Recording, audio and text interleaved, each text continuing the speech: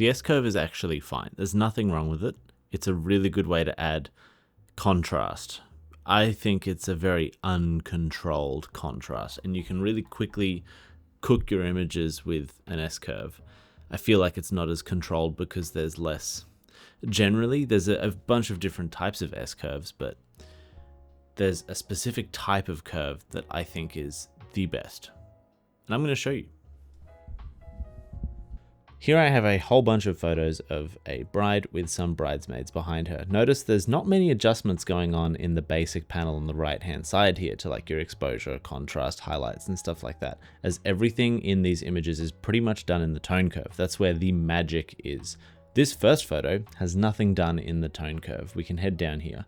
Let's see what happens if we do an S-curve here. So obviously you've got your blacks and shadows down this area, your midtones in this area, and then your highlights and whites up at the top right-hand side. And you can bring down the highlights and everything that way. You can bring up the shadows mostly and leave the whites where they are. You can play around with the midtones. You can do a whole bunch of stuff with the tone curve.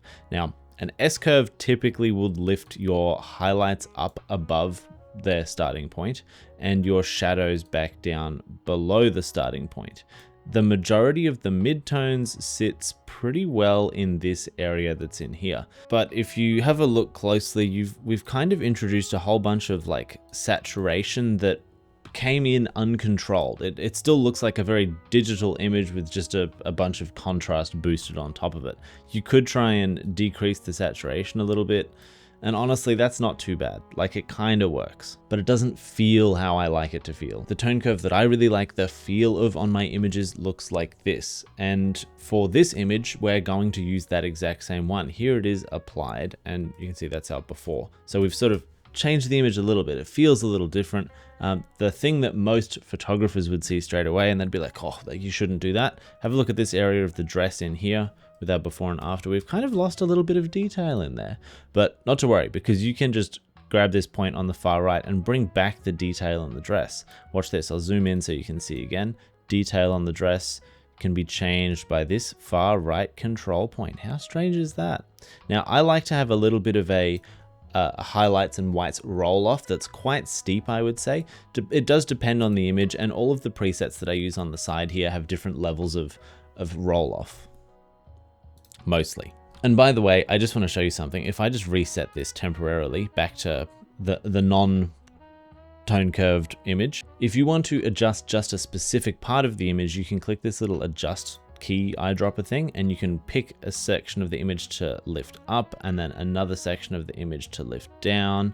And you can kind of play around with different areas of the image in different ways using this little eyedropper thing, which comes in very handy for specific sectioning, I think you would call it. Now back to my tone curve, you can see that this area of the dress, the detail is controlled by this far right point. So you can kind of put that where you like the amount of detail. I think there's pretty good, and it still keeps a little bit of that highlight roll off, maybe a tiny bit more, just so it's soft, because the detail in that spot I don't think is the main part of this photo. I really think it's the look, maybe the composition, the two bridesmaids behind her. This next part of the tone curve, let's zoom in and see what this changes. We'll lift it up and down.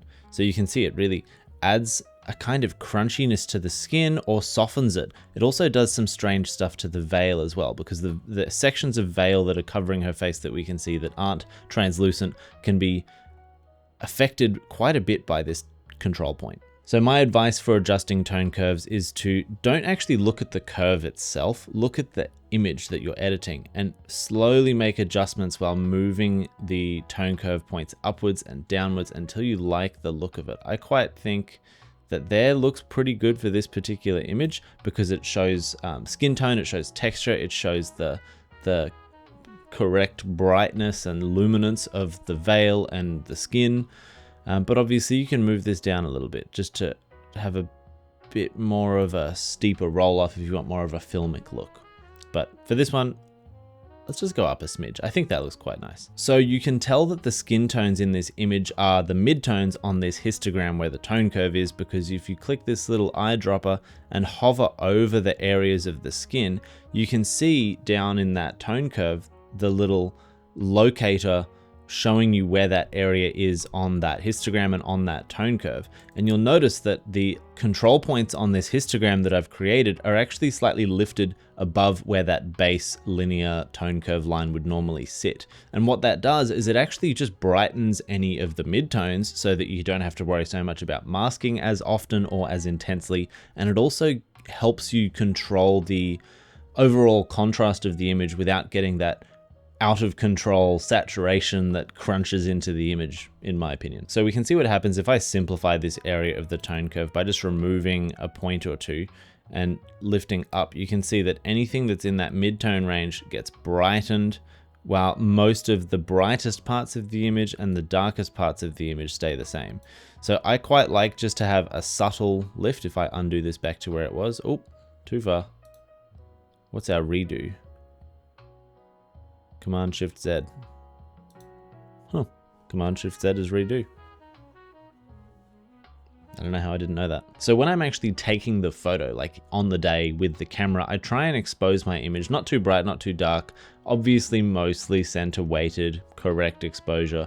And I try and aim to get my subject's skin in the midtones of that overall exposure so that when I apply this midtone lift and a little bit of a midtone flattening as well. So if you can flatten the midtones by lifting the darkest parts of the midtones and lowering the brightest parts of the midtones, or at least keeping them linear, it gives you a softer skin tone. And then that whole flattening of the midtones that we've done, combined with that lift, gives that brightened subject but smoother skin tone look without as much editing. So that's kind of what this middle section of the tone curve does in my images. And the last section of the tone curve is this bottom section here. I feel like I'm saying tone curve way too much in this video. So these are your shadows. If you look at the black dress of the bridesmaids, you can see them darkening. You can also look at the eye of the bride here. It's very subtle. I don't know if you can see it. It's kind of doing some funky stuff to her eyes in a way. So you have to be careful when you're playing around with shadows and any part of the tone curve really. I like to make sure that whenever I'm creating some kind of curve in the tone curve, that the points fairly smoothly flow into each other, with the exception of having the midtones flattened a little bit more. That's why I like to have this middle control point added in between the brightest parts of the midtones and the darkest parts of the midtones here, because without that, well, it didn't actually do anything in this case, but normally if I've got something lower like this down here and it's more of a sharper roll off, you'll end up with the midtones being curved a little bit more. So this middle control point, at least in the case of most of my presets on the side there, is designed to keep the midtones a little bit more flat for that softer skin look. But if I put these back how they were and talk again about this shadows section and the blacks, you can see if I move this one, we get like some stuff happening with her eyes. If you look at the bride's eye here, you can see it's getting darker, but also so is the darker parts of the shadowy areas on these two girls' faces here. You can see that it gets quite crunchy, quite saturated very quickly. We've got a very steep drop off from the midtone section to the shadow section, which causes that contrast and saturation. So this little control point here is mostly it serves the purpose of being a gradient or a softening section in between the midtones and the shadows. Now you can see I've got a little bit of a dip in here. You can obviously tailor this to your own liking. I generally like to have shadows and blacks quite shadowy and black because I think it helps give that contrasty look, but sometimes I might lift them a little bit as well. I particularly like to, especially if I've darkened the shadows more than their base amount, I actually like to get the blacks right on the end here and just ever so slightly bump it up a few clicks, maybe about there, just so that you're not clipping any blacks in the image to the point where there's no color in them at all. Because something which I learned recently is that pure white and pure black in an image can't actually have any color grading applied on top.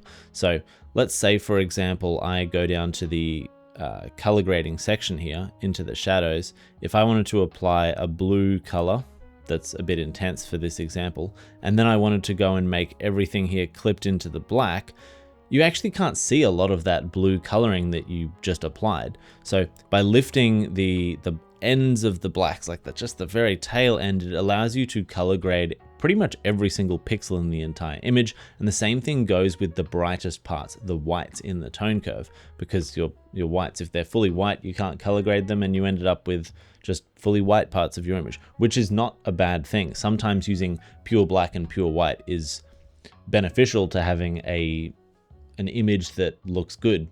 But then again, looks good is very subjective. Let's have a look at the color curves as well, because these things are interesting.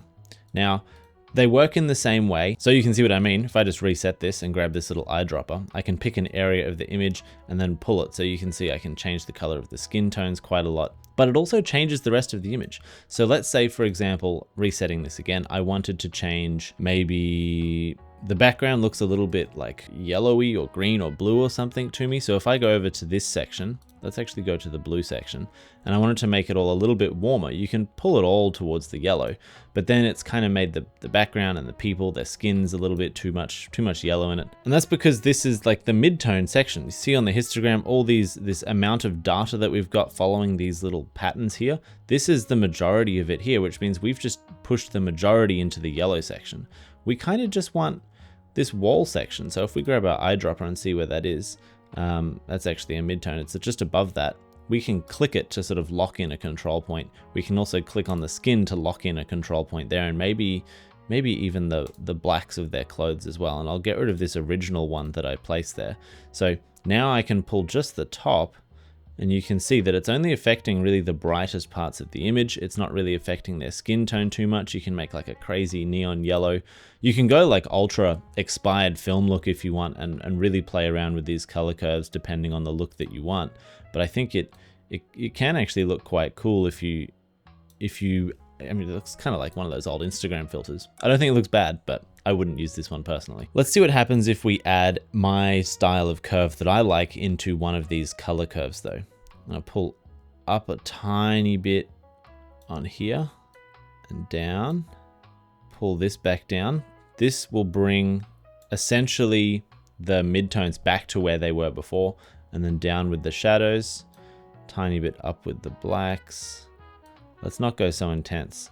I actually think the color curves are severely underutilized. Let's go a subtle version of my curve that I had before. So remember, this is our curve here. It's like a bit of an intense lifted midtones, sharp roll off on the highlights, and a bit of a deep swing into the blacks with a lifted black on the end there. This is a really, really subtle version of that, but I don't think it looks bad. We can actually reset this. I'll zoom in and I'll reset this, and I want you to watch what happens as I reset this. Ready? Not much, but I feel as though this very subtle color tone curve that we've applied has almost added some more separation between the subject, the bride, the skin tones, the background, the wall behind them. Let's do it one more time. I'll reset this one channel. I feel like this looks a little more digital, maybe a little more maybe cold, maybe lifeless. I don't know. Applying that back in, I feel like it's added a bit more like red back into the skin tones. If I remove it one more time so you can see. Yeah, I definitely like this subtle color tone curve that we've applied to this image. I think it makes it better. Anyway, that's been my little crash course on tone curves and S curves and contrast and color and stuff like that.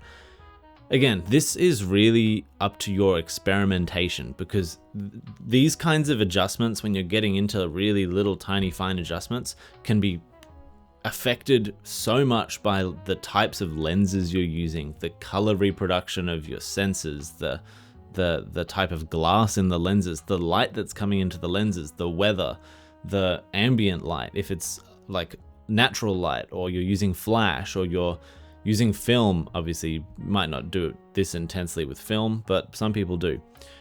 I think you should definitely go and experiment. And I'm glad you stayed this long in the video, because it means that you are finding it interesting or useful, and I really love that. And I would also love it if you left a little like for me as well, because it makes me know that you like these kinds of videos, and I should maybe explore more into them, or do some more tests, or make more stuff for you, because that's why I'm here. But either way, Thanks for stopping by, and I will see you next week.